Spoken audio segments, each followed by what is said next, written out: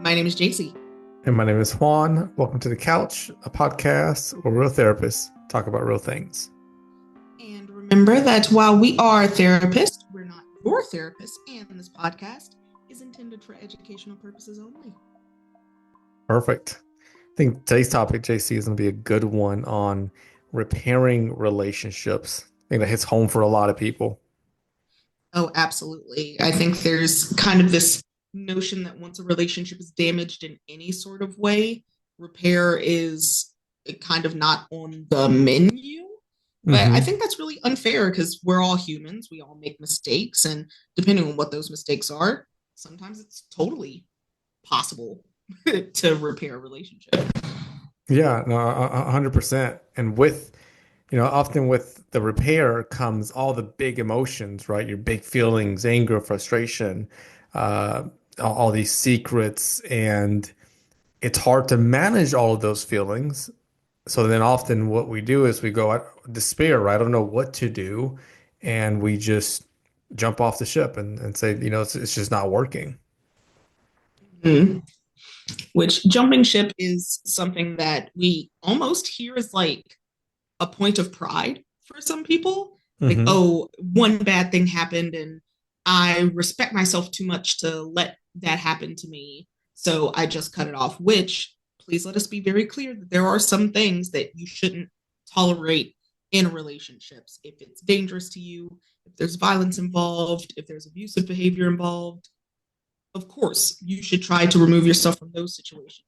But for those small things, or maybe not even small things, things that are tolerable, how do we actually move through them? How do we repair? And how do we create relationships that can withstand difficulty? Yeah. All really good questions. What I find interesting about it is like, how do we repair? It's such a great question, a hard question. And I find that I know when I work with individuals and they're in this repair process, and it could be because of something really loud, big elephant in the room of infidelity.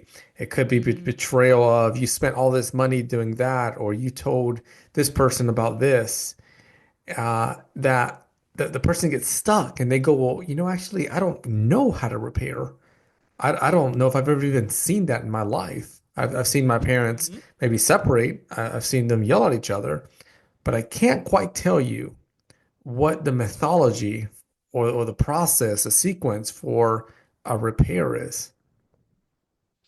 Exactly. So today, you and I are going to kind of dig into that and see if we can shed some light on what it means to repair a relationship and how the people who are listening at home can maybe take some of this information and put it towards repairing their own relationships.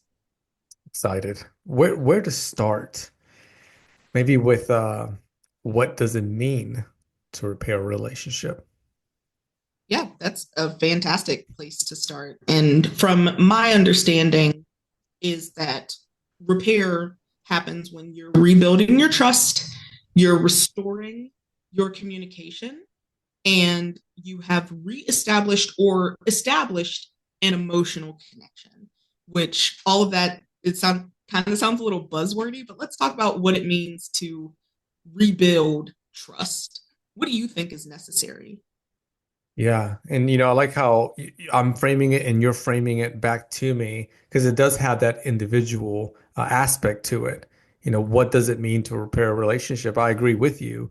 There's the emotional bond built between two people. So if you're listening in, this is the bond, and you could think about it as like a single string that connects you to that person.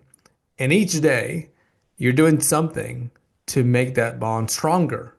And over time, week after week, month after month, year after year, that single string, it gets thicker and thicker. And it's this huge rope. And then something happens. And that's that incident or multiple incidents that starts tearing that thread. And you're trying to figure out, how do I repair this so that my bond doesn't detach? Exactly that. And the visual representation of a string is really, really important because it kind of illuminates, like, we think of string coming in different thicknesses and varieties, right? Yeah. So it could be yarn, it could be thread, it could be like those nylon strings that people hang like tree swings and stuff with. hmm There are all sorts of um, what's the word I'm looking for? There are all sorts of variations, but in order to really rebuild, we're looking at what's going to thicken those strands. Maybe we need multiple different strands. Yeah. And when I think about oh, I'm sorry, No, no, no, go continue. ahead. Go ahead. I'm listening. When I think of trust being rebuilt, the word that kind of pops to my mind is prove it. Uh, So prove it with your actions, prove it with our connection with one another. Because, when trust is broken, it's incredibly difficult to rebuild it, depending on what the trust is. And we're probably going to use romantic relationships in a lot of our examples because that's what we see a lot as hmm people who work with couples. So, okay, you spent all this money and now we're in debt. What are we going to do? You've broken your partner's trust when it comes to their financial safety. Yeah. So, how do we rebuild it? Prove it. We work together, we budget together. I hmm alleviate some of my spending. I'm the person putting in the hard footwork to show that I really Mm. want to earn that trust back. And it can feel one sided. And I think that's when people start to feel a little icky about it because it's like, well, I'm doing all this work. That's the Yeah. accountability piece. We're gonna take accountability for our Mm. part in the rupture, and Yeah. we're going to do the work in order to rebuild that trust. Yeah. There's as I'm hearing you, I think one really important piece to look at, what does it mean to repair? It's internal. I find that each individual, we have like the shit that's happened to us, the things that we've went through, and Mm-hmm. it bleeds into the relationships that you build, and it will certainly bleed into when there's a requirement of repair. So that could Mm-hmm. be that you're in this situation and your partner has spent all this money and they didn't tell you about it, and maybe now you're in debt. And the curious question is what you feel right now. Maybe that you're lost and you're insecure and you're angry and you're frustrated and you're hurt, right? So your bond is damaged. Perhaps you don't trust your partner to the same degree as you did prior to that moment. And what I wonder is what else has happened in your life outside of this relationship that influences this decision of repair. And you may Mm-hmm. find something in there. It could be that you grew up in a household where uh, there was a lot of insecurity, and you're detached from other people, or you anxiously attached to others. So now when your partner has done this thing, it just adds to that process and makes it a little bit different. That doesn't mean it has to be harder or easier, but just unique to you. So I Mm-hmm. bring that to invite you to look at rebuilding trust as a together process as well as an individual process.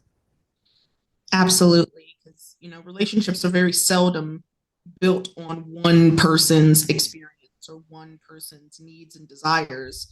In order to create a sustainable relationship, you're absolutely right. It has to involve both people. And this is another thing that I think some folk get caught up on is when you experience a rupture, you get kind of indignant, especially if it was against you, right? So, in the case of an infidelity, one partner is unfaithful. The partner who has been faithful is like, okay, well, I didn't do anything wrong. So, why do I have to work on this too? It Yeah. should be this other person. But in all reality, if you want your relationship to be one sided, by all means, that is the approach you can take. hmm But relationships take two, sometimes more people in order to make them work and to make them healthy. So even if you are feeling particularly tender about the circumstance, you do still have to also make that commitment to work Yeah. with your partner to create repair, to create safety. Yeah. And then, so you've got this person, right? As you're sharing, they went through this experience and they're hurt. by whatever this incident is that leads the person to say, we need to repair a relationship.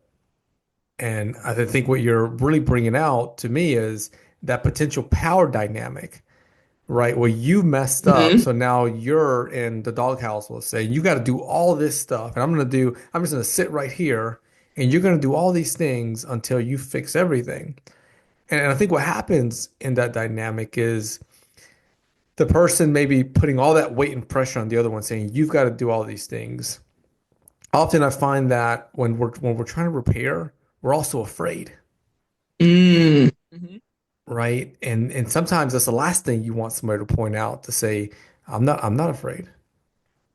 Well, what if I am afraid, right? What if I am scared? I'm frightened. I'm afraid. I'm scared that if I get on equal grounds with you, the person that has hurt me, that means that I can get hurt again. Hmm. But if I make a power dynamic out of this and I get way over here and put you in the doghouse and you have to do all this stuff, I feel safe. I feel a little bit Hmm. safer. And I feel that you can slowly show me that you're worth trusting and I'll start to dip my toes in, right? Now the big question is what relationship is built that way, right? That I have yet to Hmm. see that to be a mythology of a way to develop a relationship. So there, I certainly empathize and understand the pain that comes with hurt. Yet by creating that power dynamic and creating this system where one person has to do all of these things, it really begins to add a harmful element to the relationship, a dynamic where that person feels that they're tired, right? They're going to get Hmm. exhausted of doing all these things, and then you're going to get exhausted too of that insecurity, that pain, that fear, and it Hmm. just goes on and on and on that cycle. Exactly. That becoming the driving factor. And I think what you're bringing in is so important for us to recognize because, again, there's a lot of vindication that we hear about when it comes to repairing relationships. People don't want to be wrong, and people want others to empathize with them when their trust has been broken. So you might go out and talk to your friends about it and say, all these horrible things happened. This is what's going on. So now you've got allies. Hmm. And then you might go and talk to other people that are close. So maybe you bring in a family member or a mutual friend, and then that partner becomes alienated from an additional support system. Yep. And I think that's why it's important. One of the things that I have written down is that you have to recognize your part in the rupture. So, yes, there was infidelity, and what was the fallout like? Hmm. What happened afterwards? Was it something that you needed to process? Was it insular? Did you go and tell everybody that you knew about this horrible thing that happened in an attempt to vent? And in your venting, you end up damaging some additional relationships around you. Like, what's Yeah. really going on? How do Yeah. we actually get to the bottom of what's happening here and create a foundation for repair to even begin? Yeah. So you're getting at, you know, I want to be able to repair. I need to figure out what it is. And then you got to think about these roles, the role that you play. Let's stick to two individuals here. What do you play? What do they play? Mm-hmm. And then in there, you're wanting to look at accountability and inclusion. Like we're both in this process. And in case you're thinking, well, no, they did all of those things. Look at it from a different lens. If we take out repair and you look at building a relationship, right away you would say both, right? Both people need to be there to build this relationship. Well, Absolutely. both individuals need to be in the process to rebuild, right? Because at the end of the day, you're standing on a foundation that is meant to hold multiple persons. Mm-hmm. And just as a side note, I know JC, you and I are mentioning betrayal and fidelity here. With repair, as you're listening into the podcast, repair from all aspects, right? From a fight you had in the morning, to going to bed angry, something very big to something very small, Mm-hmm. right? We're inviting you to look at what does it mean to repair in your relationship. Mm-hmm. I think people kind of don't look at those smaller pieces as detrimental. And that's how we build resentment because you blow it off a couple of times and then all of a sudden it becomes a problem. When in all Hmm. reality, a little bit of honesty in the relationship can go a far way, right? Hey, Correct. babe, I love you. It really, really stresses me out when you leave your socks in front of the door. Pick up Like you your take off your socks. socks. Please pick up your socks. Like, hey, love you so dearly. Please quit leaving a corner of milk in in the refrigerator. I want cereal too. I would like milk for Hmm. my coffee. Please. Yeah, It never has to be approached with any sort of malice, but that relationship can still be passionate and fun and romantic, and you can address things that are bothering you at the same time. that's right.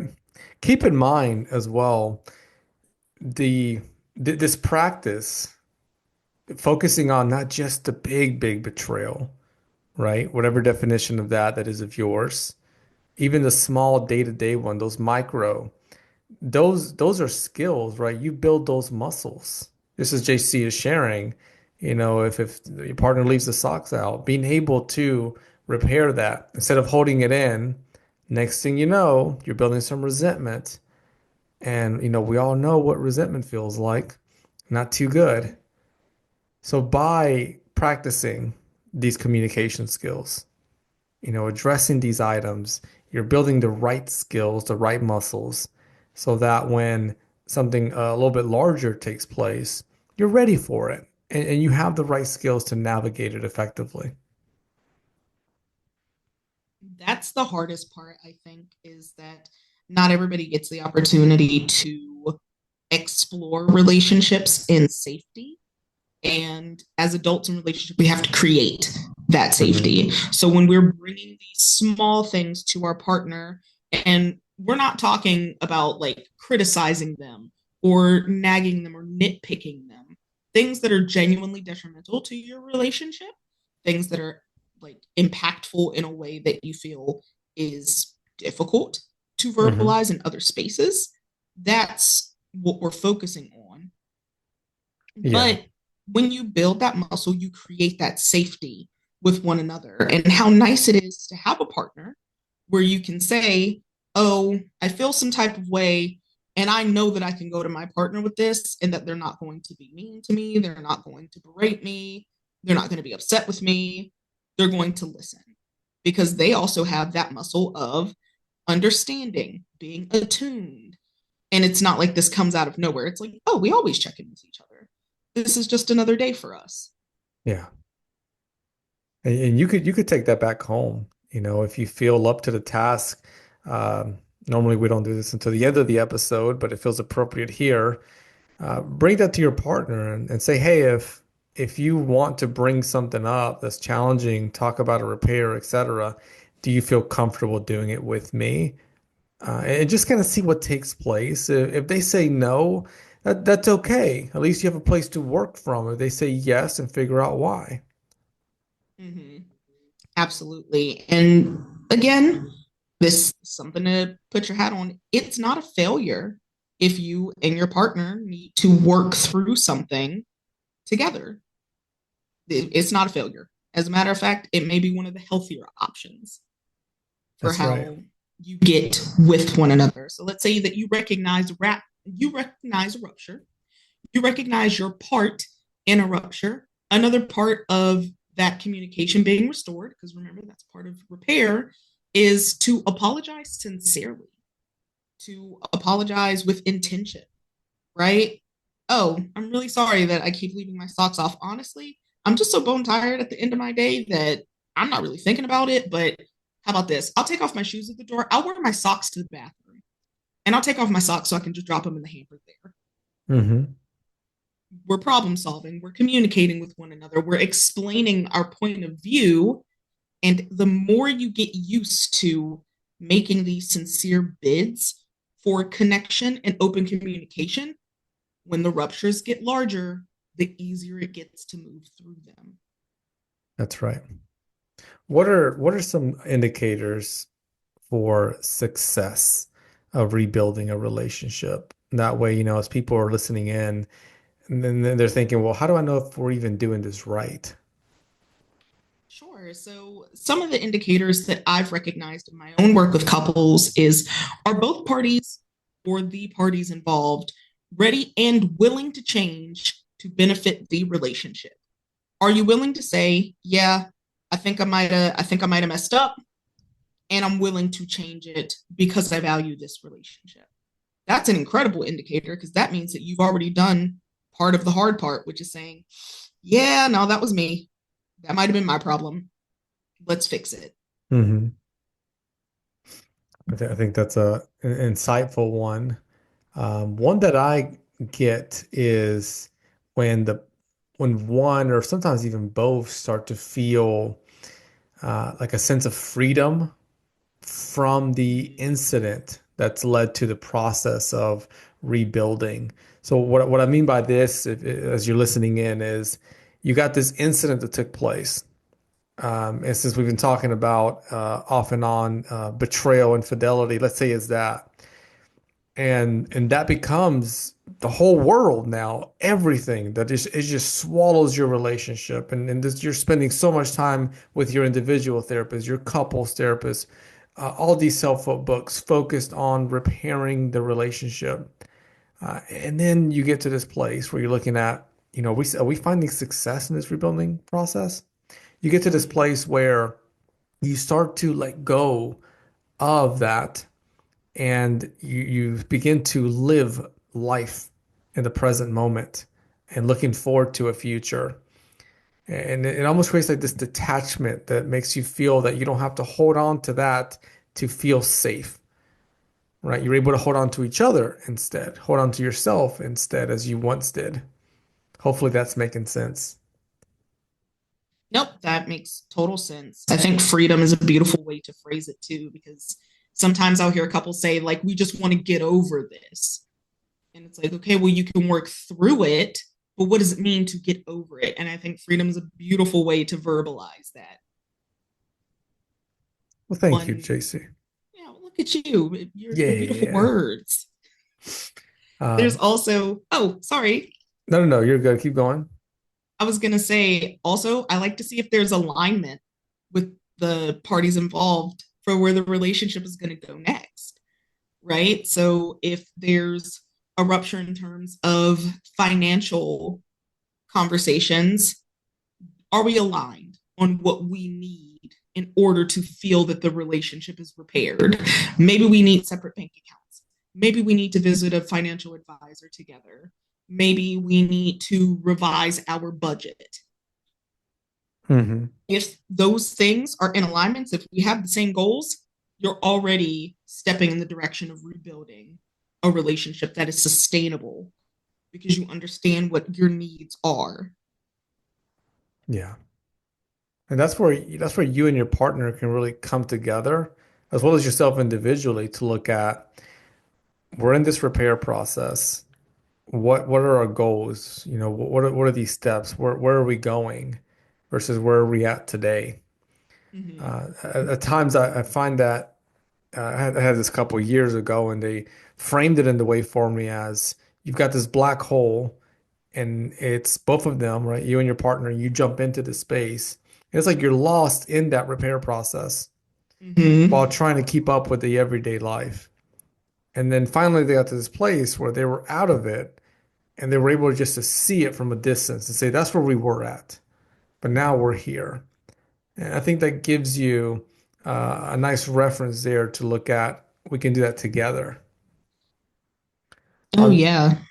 on the same topic, JC, do you notice when individuals or partners, peers are coming together to repair, that there's a challenge on that process of apologizing? Absolutely. Yeah. I think people struggle with apologies because we are very seldom taught how to apologize. I think a lot of these skills are things that have to be taught. So an apology for some people might say, as you were saying earlier, it's kind of like what we saw growing up or what we learned. Every time my mom was upset with my dad, he would buy her flowers and that would make it okay.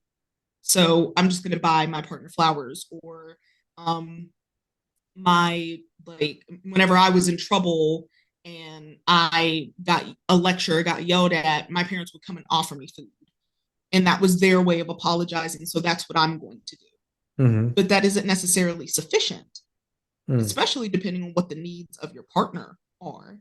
So all these time you could be saying, I'm making these sincere attempts to repair. And the partner's like, okay, but I didn't want X, Y, and Z. I don't need this. This is really what I need. And sometimes that can be an offensive process a little bit. It's Yeah, like, well, I'm already doing the work. So why are you mad at me? it's a good point. It's almost like the if anyone listening is familiar with the love languages, right? It's really getting to know each other a little bit more. Funny enough, it comes back to that piece of communication, sharing space. With I'll take this from more of an individual perspective, and again, going to that position of you're hurt, and I mean, if you think about it on a very basic level, normally there's two things we do when we're hurt. We defend or we attack, right? Mm-hmm. If you punch me, I defend. If you punch me, I attack. The two core areas could be arguable. There could be a couple of more, but if we stick to those two, you're in your relationship and you're hurt.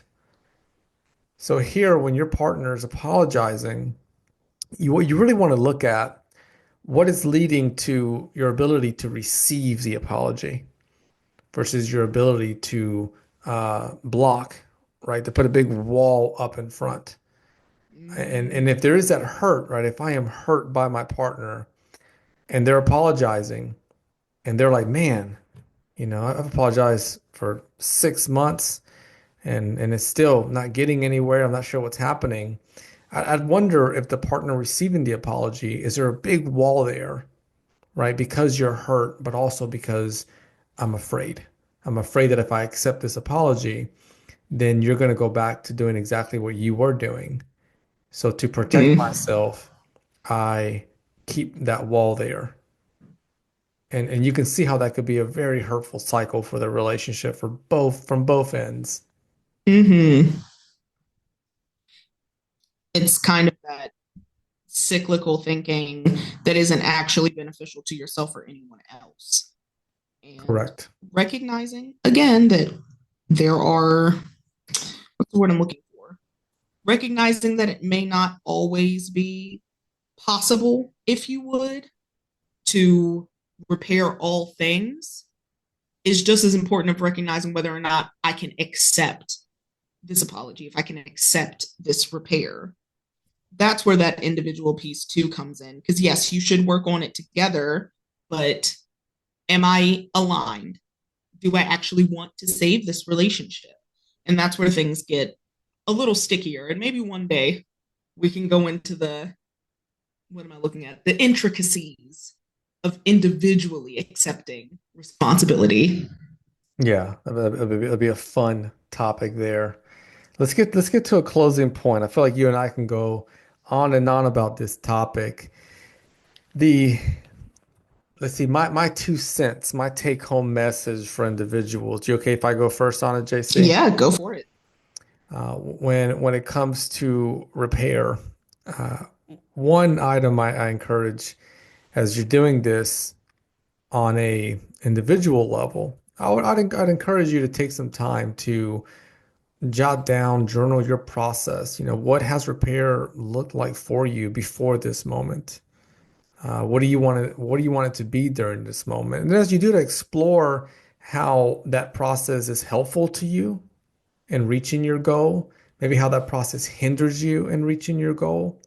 And then overall, you want to step away from it to be able to have a strong understanding of this is how I navigate or function within a repair process. And that should be pretty insightful to help you see what works and then address the areas on a personal level that aren't working so well. What you Ooh, got, that's a really JC? good one. Mine was going to be similar, but I'm actually going to take that in spin it a little bit Do and it. say, if you have seen yourself in a repair process before, how do you want your next repair process to go? And what do you need to operate inside of your own values when it comes to repair? Hmm. I like that one as well. Thanks. I made it myself. There you go.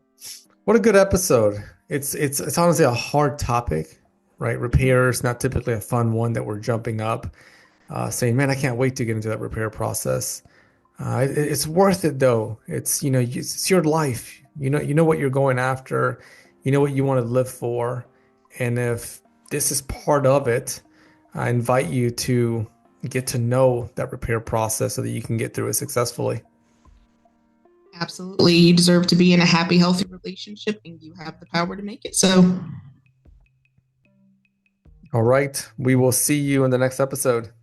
sure will. Bye.